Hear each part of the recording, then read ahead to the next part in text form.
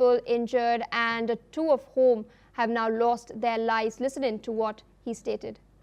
The attack in Manchester this morning is absolutely shocking, and all of our thoughts are with those affected. I'm on my way back to London. When I arrive, I will chair an emergency COBRA meeting. I'm already able to say that additional police assets are being deployed to synagogues across the country, and we will do everything to keep our Jewish community safe. I've spoken to Mark Gardner of the CST and Andy Burnham, Mayor of Manchester, and I want to thank the emergency services for the speed of their response.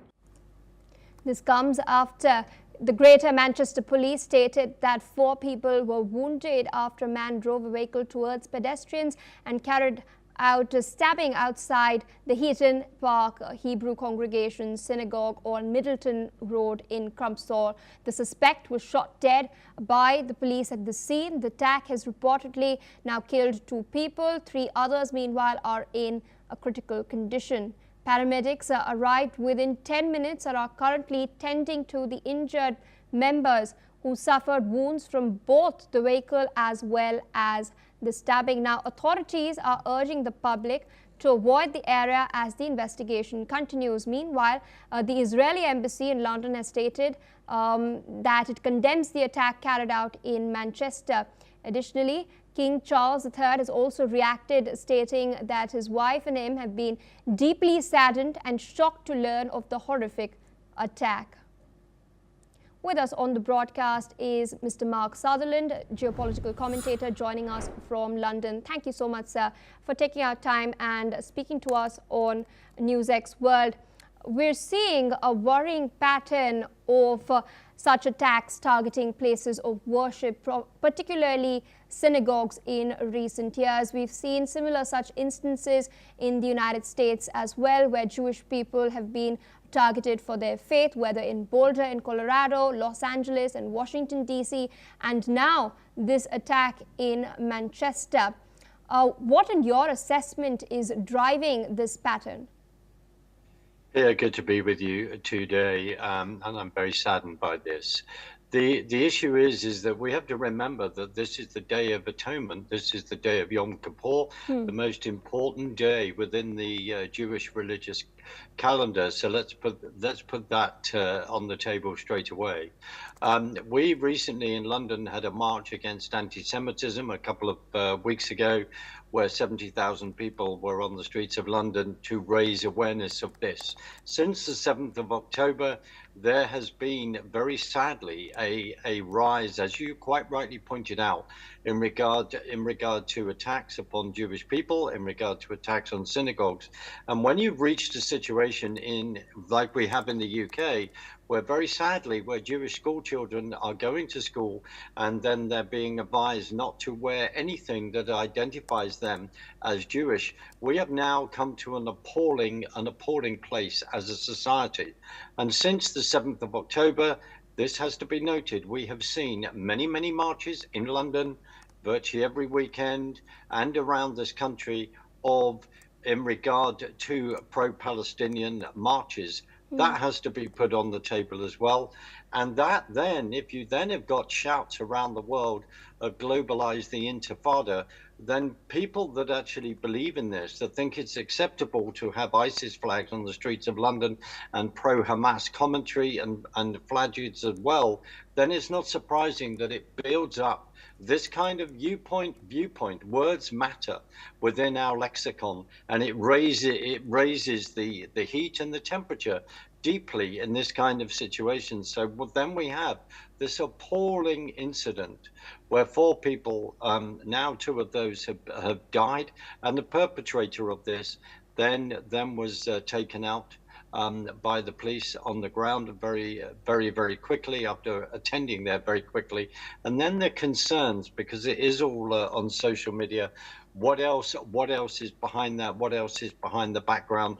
And what other as that situation then evolves, what else are the police then having to face? And I also do understand that the bomb disposal team from the police is also on the ground as well, Pia. So that's the atmosphere, very sadly, that's been building up in the UK for some time. And remember, within a number of synagogues, having experienced this myself, that they do have their own private security. They're very strict. They're very strict on that, and it's regular conversations. And it's absolutely appalling that we even have to have this conversation or talk about this. But this is the reality for the Jewish community in this country. Thank you, Pierre. Indeed, sir. A quick follow-up. Now, you've pointed out that public discourse, especially online, does contribute to fueling such tragedies. Meanwhile, the British Prime Minister, who's currently in Copenhagen, will be flying back very soon. Cobra meeting is set to be chaired as well with senior government officials in order to respond to this emergency. Code Plato has been declared as well. For the benefit of our viewers, could you explain to us what kind of coordination does such high-level meetings and this particular court now set in motion?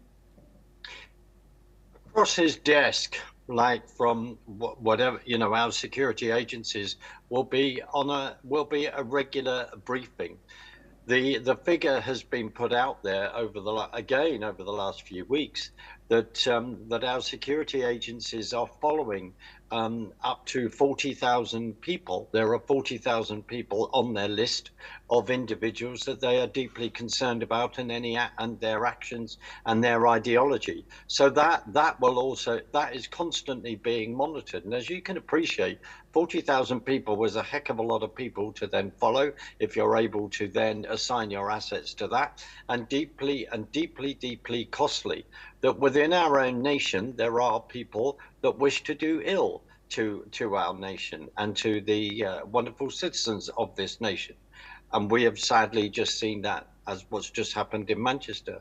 But they will be looking at this, and it's very they have to be honest and address ideology. And if you are then dealing with an ideology of jihadism within the UK, they have to be very honest about this. And at times that honesty has not been there, to be very fair, Pia. So, sir, in your assessment, what action should then the Starmer government take to address especially the growing fears within the Jewish minority community in Britain? Well, without sounding too sarcastic, if you're going to then recognize a two-state solution within the Middle East, pushed by the Gaza war, and then on the same day you then say wish the Jewish community a happy Rosh Hashanah. What I am pointing out is that you actually need to get your facts right. You need to get your beliefs right. And the bottom line is, as you are fully aware, that on the south coast of our country, we have an open border. We have no border. We have illegal immigrants coming over every single day. And we do not know at times who is actually coming in to the country. In the past, whether we're dealing with people like Chowdhury and various other hate preachers, we've had people saying on the streets things that are profoundly unacceptable to our Western civilization. But on the other hand, then you could say, well, you then have free speech. But then people have pushed that and then pushed an ideology of hate. And we have, sadly, over the last 15 to 20 years, we've had very much of this, and we have needed to then take action in these situations, and sometimes we have, but we have not taken stringent action that needs to be done. The other thing is that when people are also looking to various groups to then they think that this is their voter base, that raises a load of other questions. We want people to come into this country to respect our culture, respect the UK, and respect the law, the rule of law. When people don't do that, then we've got to deal with that. As you know, this raises so many questions. At times it's not easy, but on the other hand, it is. The kind of actions that have happened today, which are deplorable and disgusting, they have to be weeded out. And it's no, and yes, okay, we have to think of those families and our prayers are with them. Absolutely. But the big issue is to say, why have we arrived at this point?